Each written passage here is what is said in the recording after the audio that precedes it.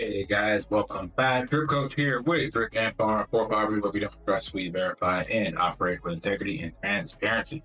So this is an update on basically a catalyst that can skyrocket Bitcoin this cycle or maybe even the next. So stay tuned.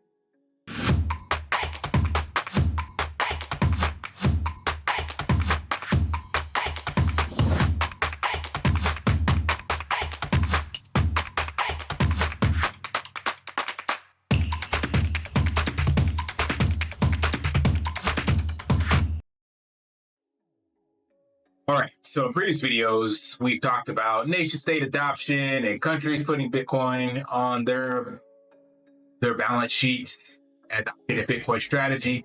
And this is definitely the cycle where all of that is heating up. I don't know if this will come true or not, but the fact that they're talking about it is, yeah, it's insane. It's going to be huge. So we already know MicroStrategy with Michael Saylor is the first and pretty much the biggest Bitcoin holder for a publicly traded company. And now there's talks. I guess this is actually not the first time Microsoft has looked at this, but the shareholders have proposed to look at investing in Bitcoin, basically putting Bitcoin on the balance sheet. And in this,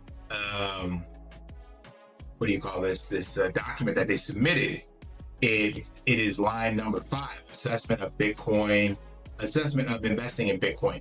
Now, they previously did this before and they voted against it, but now it's coming back up. This being December 8th, I believe, maybe December 10th is when the shareholders meeting, December 10th, will be done to discuss it again.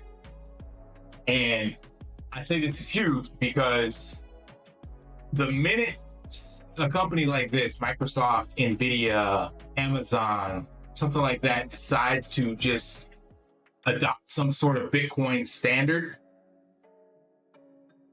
as Michael Saylor pointed out in his post to them, hey, Satya Nadella, the CEO, if you want to make the next $1 trillion for Microsoft shareholders, call me. So the minute a company does this, others will follow suit. It's just a domino effect. The same thing what they're talking about as a talking point for this presidential election of using Bitcoin as a global reserve currency.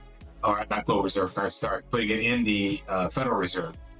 And if a country again does that, then other countries will do the same thing. And then it's just off to the races with Bitcoin. There's a video that captures this really well over on Swan. They went over this in more detail. But basically, you have the board essentially saying, hey, MicroStrategy is making all this money and we're much smaller. Why the hell do we not have a piece of this pie? And they mentioned MicroStrategy, which, like Microsoft, is a technology company, but unlike Microsoft, holds Bitcoin on its balance sheet, has had its stock outperform Microsoft stock this year by 313%, despite doing only a fraction of the business that Microsoft has. So Microsoft is big into the AI front, but I think it was Raoul Pal with the Everything Code. He's like, okay, if AI is going to, be this thing that we all think it will be, how will AI transact with other AI? It has to be through a blockchain. It has to be through a decentralized public ledger that has, as Michael Saylor says, captured the bulk of the world currency interest, so to speak, and energy and all these other things. So Bitcoin, or maybe something else, I don't know. But essentially it needs something that is not managed internally and obfuscated by humans. AI has to transact with AI and would need to be able to publicly know what the other counterparty in AI has in regards to assets or currency. The easiest one would be Bitcoin. So it's great that companies like this, like I said, Microsoft and Nvidia are investing in AI, but they're forgetting like that foundational layer, or maybe it's as things evolve, maybe they're not there yet because they still, make money in dollars and other country currencies, but it's an inevitability in my opinion. So I bring all this up because if you're not dollar cost averaging into Bitcoin, if you're not stacking sats, if you're not using our high yield Bitcoin wallet, then you will indeed get left behind. Again, sitting at 2 point some odd trillion in total market value for the asset class and going to 100 trillion within the next 8 to 10 years. You do not want to fuck this up. And just seeing companies like Microsoft talking about this, it is an inevitability that this will happen. If it's not Microsoft, then like again, it was MicroStrategy first, so a smaller company by size, but they have shown that what they did works. So someone else out there will do the exact same thing. And then it's just a matter of time. Let's listen to this clip from Michael Saylor discussing why there is no second best or any other options out there aside from Bitcoin.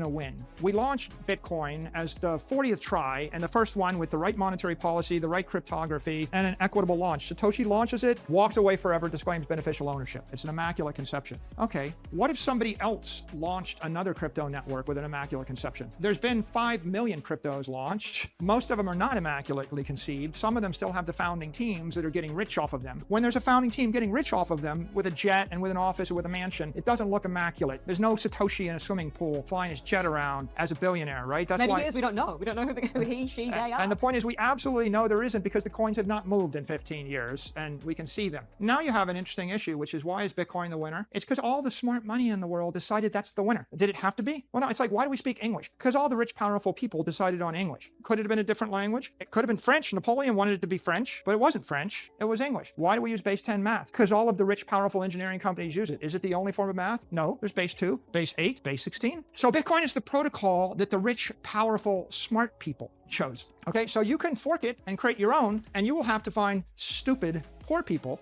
to buy yours. But why would I actually want to put all my money in the network with the stupid poor people when I've already got the network with the smart rich people, right? And the result of that is Bitcoin is the most powerful crypto network in the world, and you can measure it by a computer power, 700 exahash. That's $40 billion of special purpose semiconductors that generate more hashes than all the computer power of Microsoft, all the computer power of Amazon, all the computer power of Meta. If they all ganged up on it, they still can't get to 700 exahash. It's the most powerful computer network. Then it has 18 gigawatts. 18 gigawatts of electric power. That's the most powerful, electrically powerful network. 18 gigawatts is more power than the US Navy uses to run all the aircraft carriers and the destroyers and the battleships. Wow. We conquered the world with less than 18 gigawatts of power. It's 18 full-on nuclear reactors running full-on, right? Spread everywhere in the world. Okay, how does that compare to the second best? The second best has like 0.1% that much power. You know, how about the hash rate? 1%, maybe. And then 800 billion in capital has backed the network. So what's the second best? The second best doesn't even have 8. Like 99% of the real money went into the Bitcoin network. Everything else you read about in crypto, right? All the other crypto assets that might be a store of value. I'm not counting the stable coins because they're just dollar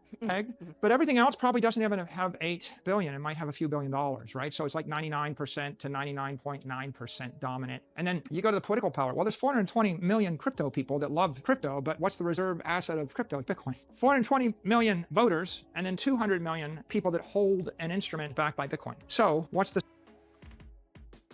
He goes on to say much more, obviously, but yeah, it kind of sums it up for me. Now, that's not to say you can't go gamble on those other assets. And like he said, the other networks that are made by the poor, dumb people. But I do believe it's kind of like the .com era. Maybe some of you weren't around for that, but there will be other chains, tokens, ideas that will come from this, and only the cream will rise to the top. Only a few will be left standing. But Bitcoin is just that foundational kind of internet layer of things that you can't get rid of. So it's like, focus on that and then gamble with some of the other stuff if you so choose. So again, bringing it back, all of this just to say that if Microsoft decides on this, and we hear that in December 10th in the meeting, that they decide, yes, that could be a huge catalyst for Bitcoin, because I know for certain that the other companies will not just sit around idly and watch that happen. So take a look at this. So you can see this is the most recent. I think it's up to date. So you got Microsoft sitting in the third position. Not far. I mean, those are billions, hundreds of billions below, 300 billion or so below number one's position. But guaranteed that these five are always checking to see what one another is doing, and these positions are constantly changing. I think before Nvidia was number one, just short recently. Where's Tesla at? Oh, they're down here number 10. Interesting. So either way, whatever happens with this, I think it's just opening the door for this conversation with a lot of these other companies.